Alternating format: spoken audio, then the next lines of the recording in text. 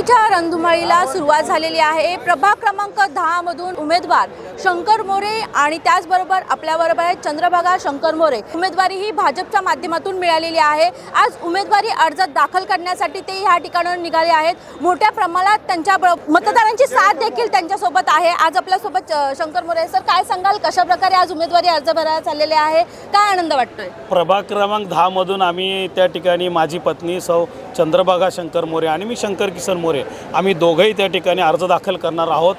मी माझ्या पार्टीला विनंती करेन, माझ्या पक्षाला विनंती करत की त्या ठिकाणी उमेदवारी आम्हाला देण्यात यावी। आम्ही त्या ठिकाणी चाललो आहोत। पक्षाचे काही प्रतिष्ठ त्या ठिकाणी येणार आहेत।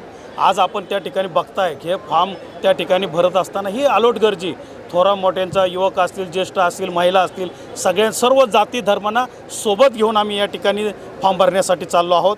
आम्हाला विश्वास आहे की पक्ष आमची जरूर त्या ठिकाणी दखल घेईल। सर, कोणतं तुम्ही विजन घेऊन या निवडणुकीसाठी उतरले आहात? लोकांची सेवा करावी, ज्येष्ठांची सेवा करावी। या ठिकाणी कुठल्याही आमच्या जाती धर्माला कधी गालबोट लागणार नाही आणि ही सेवा खरी आहे।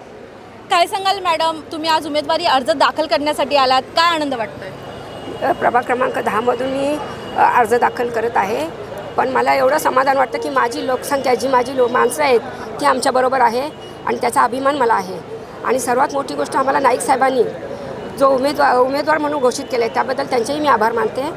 महिलांची साथ कशी मिळालेली आहे तुम्हाला? खूप भरपूर साथ मिळालेली आहे महिलांची आणि त्याचप्रमाणे माझ्या पूर्ण प्रभागाची पण मला तेवढी साथ मिळाली। आम्ही कुठली जातीभेद मानत नाही आणि कुठल्या जातीभेदाला आम्ही परवाही करत नाही त्याची। आम्हाला सर्व माणसं आमची सारखी आहेत, आमचं कुटुंब आहे ते।